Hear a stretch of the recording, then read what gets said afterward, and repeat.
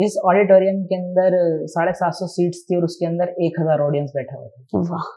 देखो social media के ऊपर फर्क नहीं पड़ता, गजल है, शेर है, नज्म है, स्पोकन वर्ड है, स्टोरी है, खुद से ही ये लड़कियों की आदत होती है, वो एक ही सवाल छोड़ेंगी बस, सीधा और सटीक। सत श्री अकाल सब ਨੂੰ। ਅੱਜ ਅਸੀਂ ਬੜੀ ਖੁਸ਼ੀ ਨਾਲ ਵੈਲਕਮ ਕਰਨੇ ਪਏ ਹਾਂ ਮਿਰਜ਼ਾ ਬੇਗ ਸਾਹਿਬ ਜੀ ਦਾ। Very basic thing sir to start with is Mirza नाम कैसा पड़ा आपका? मिर्ज़ा असल में मिर्ज़ा गालिब के हवाले से ही मिर्ज़ा है, क्योंकि हम लोग मिर्ज़ा हैं सारे के सारे। तो हमारे दादा मिर्ज़ा रफ़ीक बेग, तो हमारे वालिद मिर्ज़ा शफ़ीक बेग, तो फिर ऐसे ही तो मिर्ज़ा हमारा नाम रहा। तो बहुत सारे लोग लिखने वाले भी रहे, तो उस हवाले से तो मिर्ज़ा है ही हम लोग, तो कास्ट हमारी मिर्ज़ा है कहें। सर आजकल के टाइम में यूथ बहुत कनेक्ट करता है गज़ल के साथ, नज़म के साथ। आपको क्या लगता है कि गज़ल और नज़म कितना इम्पोर्टेंट पार्ट है हमारी कल्चर का? गज़ल और नज़म ज़ाहिर है, मतलब जहाँ मोहब्बत का ज़िक्र होगा ना, वहाँ आपको इन सब चीज़ों का सहारा लेना पड़ेगा। क्योंकि जब अगर आपको महबूब से इज़हार मोहब्बत करना है, तब तो आपको शेर ही कहना पड़ेगा ना। आप खाली एक बात नहीं कह देंगे, तब आपको कुछ उर्दू के शीरी ज़बान के कुछ ऐसे खूबसूरत से लफ्ज़ को आपको इस्तेमाल करना पड़ेगा। अब महबूबा सभी लोग कहते हैं, जानम सभी लोग कहते हैं, जान सभी लोग कहते हैं, लेकिन आप कहें महजबीन, माहरू, नाज़नीन, तो ये खूबसूरत लफ्ज़ हैं, ये चार चांद लगाते हैं। और फिर मेरे को जहाँ तक लगता है, अब आके जो मेरी जनरेशन है, हमारी वाली जो नई जनरेशन, नई पीढ़ी है, उसको एक्सप्लोर करना है, कुछ नई चीज़ें लेके आनी है। और नई चीज़ों के नाम पे हम लोग क्या करते हैं, हम पुराना कोई फैशन वापस से लेके आ जाते हैं और वो नया हो जाता है। तो सेम ऐसे ही कुछ उर्दू ज़बान की जो शीरी लफ्ज़ हैं, जो कहीं ना कहीं गुम हो गए हैं, वो वापस लेके आते हैं। तो आपकी जर्नी कैसे स्टार्ट हुई थी? जर्नी, हमारे घर में सभी लोग लिखने वाले हैं। मेरी वालदा मेरी पहली उस्ताद रही, जिनसे मैंने तमाम चीज़ें सीखी, और तो उन्हीं के सहारे से हम लोग आपस में बात करते थे। और अक्सर मेरी और मेरी मम्मी का व्हाट्सएप चैट हो या हम लोगों का कॉन्वर्सेशन हो मम्मी के किचन में काम करते वक्त का, तो मेजर टॉपिक है शायरी। हम लोग किसी न किसी गज़ल के हवाले से, किसी न किसी शेर के हवाले से हम लोग बात कर रहे होते हैं कि इस शेर का कैनवस इतना वसी है, या इस शेर के अंदर इतना क्राफ्ट है, जिसको हम उर्दू ज़बान में तलाज़मा कहते हैं। तो हम लोग ये ढूंढते रहते हैं। और कई बार ऐसा होता है कि मतलब अगर मैं नहीं भी लिखता हूँ, मैं कई बार मेरे साथ में ये है कि मैं वक्त लेके लिखूंगा, मुख्तसर सा लिखूंगा, लेकिन अच्छा लिखूंगा वाला सीन। तो वालदा कभी पूछेंगे लिखा, मैं बोलूँगा नहीं, तो वो डांट देंगे कि लिखा क्यों नहीं, लिखो। तो लिखने का सिलसिला यही कि माँ की कोख से सीख के आया। वाह। इसी चीज़ को आगे लेते हुए मुझे लगता है कि ये इंटरव्यू इनकम्प्लीट होगा अगर आप एक शायरी अपनी वालदा के लिए ना कहें, तो बहुत ज़रूरी है। ये एक माध्यम रहेगा, I think so, to pay an adieu to her, to pay an ode to her, because she is a first teacher, so it's time to have 2 lines in with respect to हर।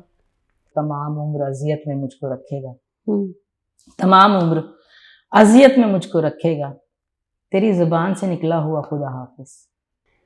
मुझे लगता है कि हर एक जगह जितने भी artist हमें मिले हैं, या मैंने किसी आर्टिस्ट से कभी बात भी की है, तो शायद सबका एक इफ़ेक्ट रहा है कि उनकी mothers are always a person who listen to your poetry, who listen to your work in a very passionate manner. जैसा अभी आपने कहा कि ज़्यादातर किचन की बातें भी हमारी एक पोएट्री की, एक नज़म की फॉर्म में हो रही होती हैं, तो वो एक आपको एक कहीं ना कहीं इंटीग्रेशन देती हैं, आपको कहीं ना कहीं एक स्टार्ट देती हैं कि नो, आप अच्छा लिख रहे हो, इसको और अच्छा करो, इसको और बेहतरीन करो।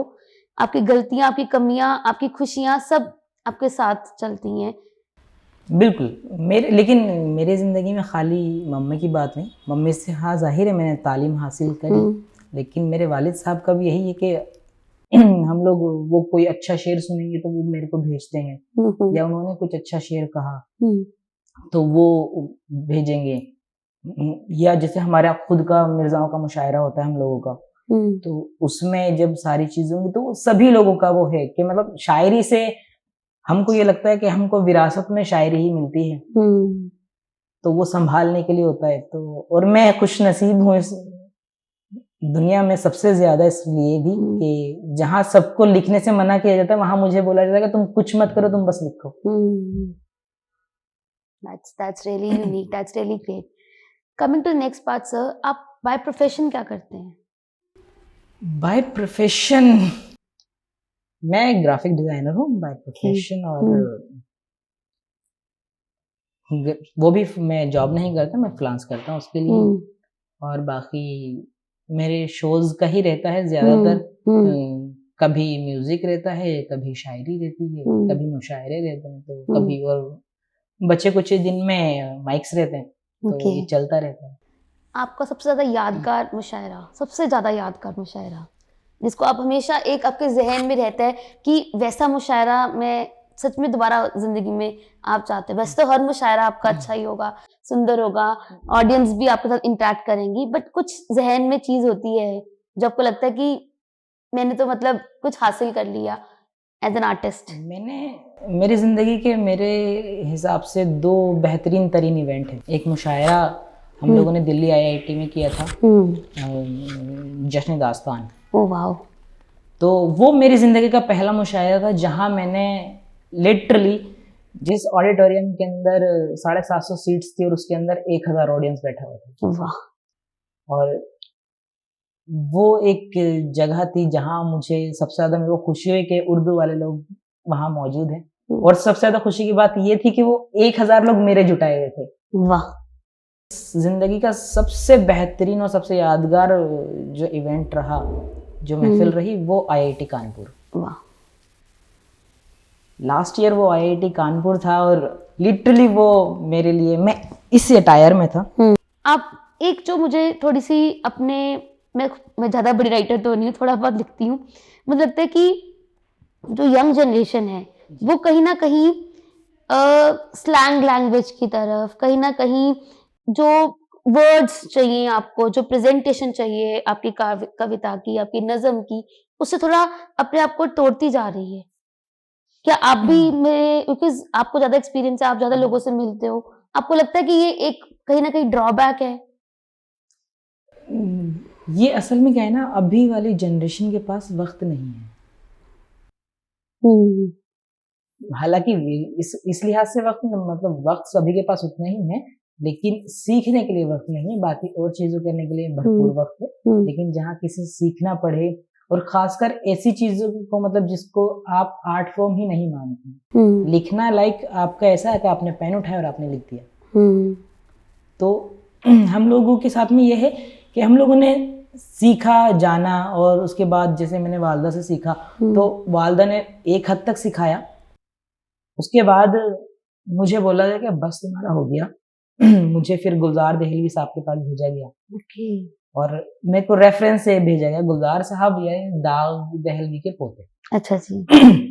तो जब उनके पास में गया तो मेरे ज़िंदगी का वो बहुत एक बेहतरीन तरीन एक्सपीरियंस वो भी है। तो वहाँ मैंने सीखा कि मतलब जो एक बहुत सारे लोगों को ऐसा होता है कि एक आजकल एक बड़ा लफ्ज़ हमारी राइटिंग कम्युनिटी वायरल है, बहर। ठीक है, तो उस इल्म उरूज़ के लिए मेरे को वहाँ भेजा गया। अब वालिद साहब और पुराने रसूख वाले लोग हैं, उन्होंने भेजा है, तो उन्होंने मेरे को बिठाया और मेरे से पूछा कि क्या तुमको 1000 शेर याद हैं। और उन्होंने बस ये पूछा, और मैंने मुश्किल से 3 मिनट का बफर लिया था ये सोचने में कि क्या मुझे याद है। मैं जवाब देता ही तो अगले पल उन्होंने कहा कि एक काम करिए, 1000 शेर याद करके आइए। अच्छा। तो अभी के टाइम में ये कोई आदमी नहीं कर सकता। या तो सामने वाला ये सोचेगा कि भाई यार बहुत एटीट्यूड है सामने वाला, मतलब बोलने का मौका भी नहीं दे रहा। सही बात है। और यही चीज है, मतलब, और शायरी जो है वो पेशेंस मांगती है। राइट। और हर राइटर के, मतलब पेशेंस में आपके अंदर एक, हर राइटर के अंदर, हर आर्टिस्ट के अंदर, मेरा मानना ये है कि एक बहुत मेजर एलिमेंट है जो होना चाहिए, वो है ऑब्जर्वेशन। और आपकी ऑब्जर्वेशन का दायरा कितना वसी है, ये आपकी सोच पे डिपेंड करता है। सही बोला आपने।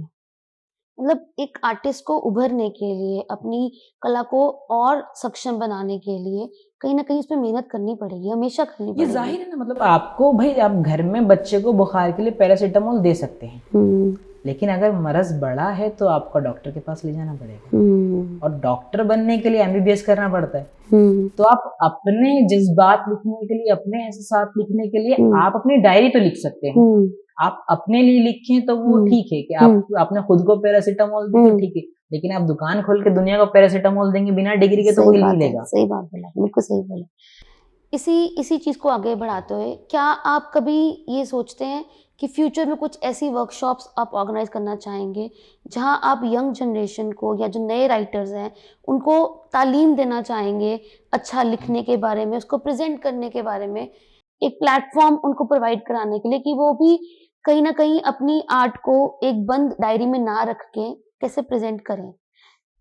ये मैं मतलब ज़ाहिर है कि मैं चाहता हूँ कि लोग सीखें, जानें, उसको समझें, और वो हुँ, बहुत ज़रूरी चीज़ें हैं भी, लेकिन मैं खुद को इस काबिल नहीं समझता कि मैं सिखाऊँ।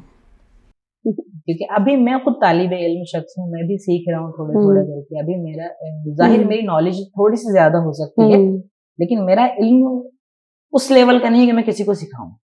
मैं हवाले से तो मैं सजेशंस दे सकता हूँ, हुँ, ज़रूर। लेकिन अगर जैसे मेरे पास लॉट मैं एक उर्दू डिक्शनरी चलाता हूँ, हुँ, ठीक है? जिसमें मैं रोज़ एक वर्ड डालता हूँ ओह वाओ! अपनी बोल के ऊपर, और हुँ, उससे रिलेटेड एक शेर लिखता हूँ, हुँ, और लोग वो कई बार उस पे आके लिखते हैं, और मेरा ये कंडक्ट भी यही है कि मतलब कभी-कभार जैसे मैंने कोई लफ्ज़ डाला और किसी ने उस पे बेहतरीन तरीन शेर लिख दिया, जो हुँ, मुझे पसंद आ गया, हुँ, तो मैं पर्सनली तौर पे उसको डिक्शनरी की हार्ड कॉपी गिफ्ट करता हूँ। Oh wow! That's great.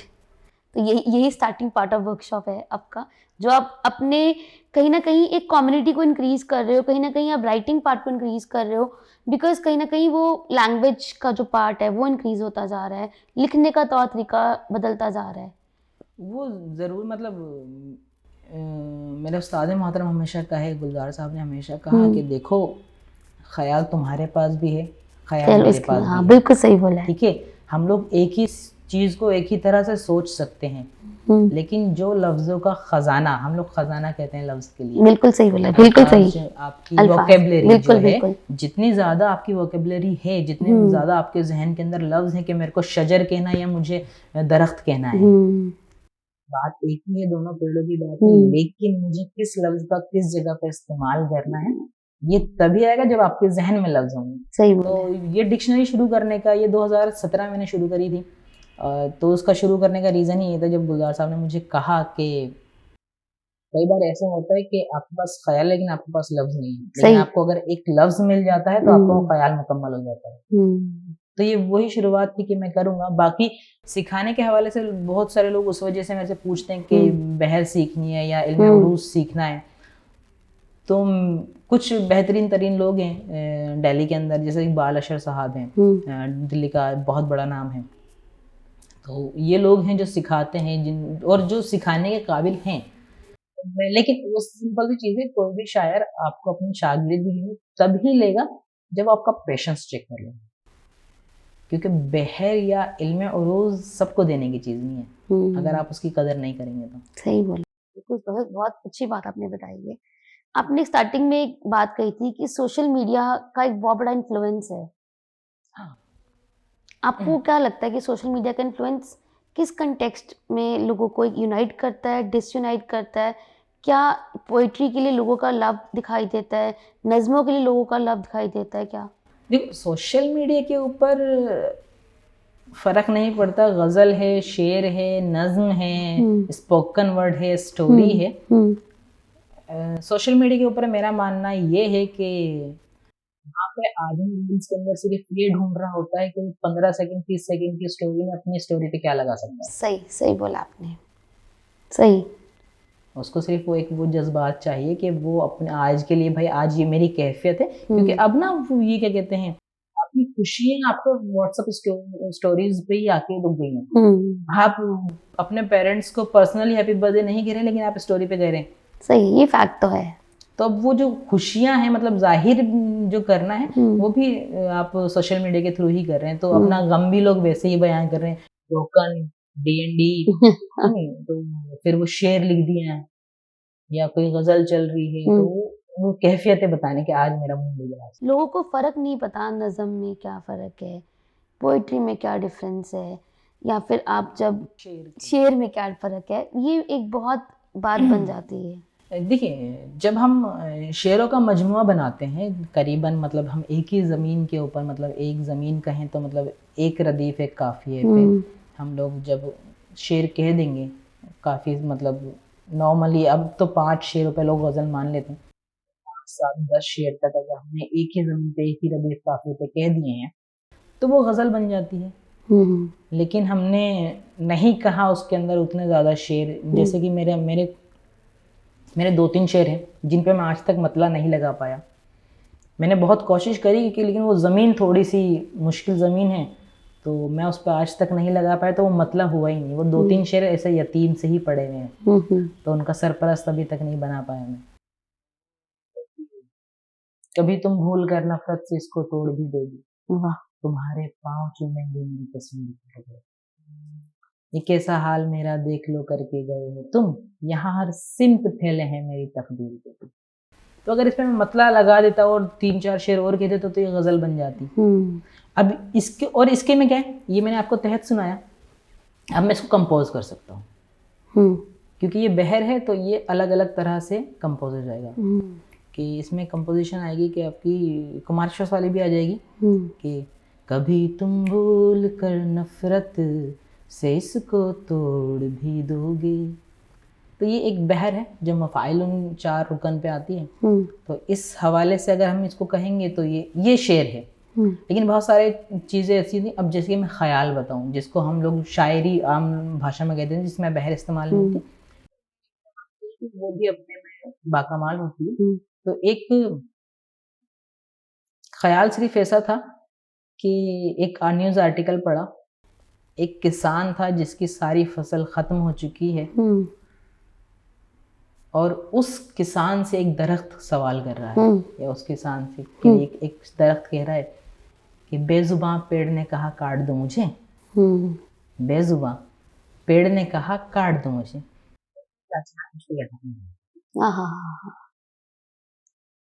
सही। तो ये ख्याल है, लेकिन ये इसको मैं कंपोज नहीं कर पाऊंगा क्योंकि इसके अंदर बहर नहीं है। तो ये शायरी के हवाले से कह लें या ख्याल के हवाले से कह लें, लेकिन ये इतना प्योर है, मैंने इसको कभी कोशिश ही नहीं की मैं इसको शेर बनाऊं। ये ऐसे ही बहुत खूबसूरत है। और नज़्म जो है वो मुसलसल चलती है। आप किसी एक टॉपिक को पकड़ेंगे, चाहे आप वो महबूब के लिए पकड़े या किसी भी एक चीज के लिए पकड़े, तो आप वो एक टॉपिक पकड़ के आप उस पर जब कहते जाएंगे और नज़्म में आपको इजाज़त है, आप क्या कहते हैं आज़ाद नज़्म भी लिख सकते हैं, ठीक है। आप उसमें रदीफ काफ़िया फॉलो करने की ज़रूरत नहीं है आपको। बहुत सारी मतलब अक्सर मैं कहता हूँ जो लोग स्टोरी टेलिंग करते हैं वो नज़्म ट्राई करें, नज़्म में मज़ा आएगा और कहीं ना कहीं वो जो इल्म उरूज की तरफ है वो उस तरफ जाएंगे और उनको आसानियाँ पड़ेंगी। तो एक नज़्म जो मेरी खासी जो लोग ज़्यादातर पसंद करते हैं वो नज़्म, मैंने सिर्फ इसके अंदर कुछ भी नहीं मिलेगा आपको, मतलब ना बहर है ना कोई भी रूल्स रेगुलेशंस मैंने इसमें फॉलो नहीं किया है, लेकिन ये नज़्म है और आज़ाद नज़्म है। तो इसमें सिर्फ बात हो रही है 2 लोगों के बीच की और ये सीधा बस वही चलेगी, मैं अपने टॉपिक से नहीं हिलूंगा, तो ये नज़्म है। अभी गज़ल के अंदर क्या है, आप मुख्तलिफ रंगों के शेर कहते हैं। आपने एक शेर कहा, आपने रदीफ काफ़ी फॉलो किया, अलग रंग का है। आपने दूसरा शेर किया, रदीफ काफ़ी फॉलो किया, अलग रंग का है। बिल्कुल। तो ये गज़ल की ख़ास बात होती है। नज़्म ये है कि एक टॉपिक पे चलेंगे। वो नज़्म थी कि 2 लोगों की कॉन्वर्सेशन है, बेस्ट फ्रेंड्स। अक्सर होता है कि मतलब ये लड़कों को बहुत ऑब्सेशन होती है, अगर गलती से कोई लड़की बेस्ट फ्रेंड हो गई है तो उनको अट्रैक्शन हो जाता है। सही। और बहुत सारे लड़के लोग इजहार मोहब्बत नहीं कर पाते सिर्फ इस रीज़न से कि अगर मैं करूँगा तो शायद दोस्ती ना ख़त्म हो जाए। ये होता है। ये लड़के बहुत ज़्यादा सोचते हैं, बहुत मासूम कौम होती है लड़के। तो उनसे ये जाने, अच्छा हाँ मैं इकरार करता हूँ, वाह मुझे इनकार ही कब था, मगर इकरार भी ना था। मोहब्बत दिल ही दिल में है, कभी लब तक नहीं आई। खुद ही से ही छिपाएंगी। लड़कियों की आदत होती है, वो एक ही सवाल छोड़ेंगी बस, सीधा और सटीक, पॉइंट टू ठीक है, पॉइंट। ठीक है। तो जो उससे कि खुद ही से ही छिपाई है, तो वापस से लड़का जवाब दे रहा है नहीं, संजो के ऐसे रखी है कि जैसे सीप में मोती, वाह, कि जैसे दीप में ज्योति, कि जैसे खुशबू फूलों में, कि जैसे तितली रंगों में, वाह, तुम मुझ में ऐसे शामिल हो, तुम मुझ में ऐसे शामिल हो, कि जैसे बूंद बादल में, कि जैसे नैन काजल में, वाह, तुम मुझ में ऐसे शामिल हो। और फिर कहा कि मोहब्बत अनकही तो है मगर तुम जान जाते सब, बेस्ट फ्रेंड हो ना, मोहब्बत अनकही तो है मगर तुम जान जाते सब, मेरी आंखों को जो पढ़ते मोहब्बत तुम समझ जाते, वाह, अगर तुम सुनना चाहते हो, अगर तुम सुनना चाहते हो तो मैं इकरार करता हूँ मोहब्बत तुमसे है जाना बहुत मैं प्यार करता हूँ, हाँ मैं इकरार करता हूँ। तो बहुत ही ये खूबसूरत। बहुत शुक्रिया। और सच में इसको सुन के बहुत लोगों को एक साइन और सिग्नल मिल जाएगा कि बेस्ट फ्रेंड को कैसे हम लोगों ने कहना है कि हाँ जी। हाँ, लड़की सच में लड़की, मैंने ये कॉन्टेक्स्ट नहीं था कि लड़की मासूम कौन। मुझे लगता है आज का इंटरव्यू बहुत एक इग्नाइटिंग इंटरव्यू होगा और बहुत अच्छा लगा मुझे आपसे मिलके भी एक साथ। बहुत शुक्रिया। और मुझे लगता है कि आपका एक इंस्पिरेशनल पार्ट रहेगा यूथ के लिए भी कि कहीं न कहीं वो सोचेंगे कैसे तालीम हासिल करनी चाहिए, कैसे अपने आर्ट को आर्ट फॉर्म रख के उसको फ्यूचरिस्टिक अप्रोच के साथ भी चलना चाहिए। ये ना सोच के कि किताबें बंद रहें, उसको कैसे और बेहतरीन बना सकते हैं। वो एक आपने एक राह दिखाई है लोगों को और ये इंटरव्यू बहुत लोगों के लिए एक वैल्यूएबल कंटेंट रहेगा। आशा करती हूँ आप सब इस इंटरव्यू को बहुत लाइक करेंगे और मैं बहुत-बहुत थैंकफुल हूँ सर का। I am also thankful to CA Devinder sir for giving us a big platform to perform and to speak with him.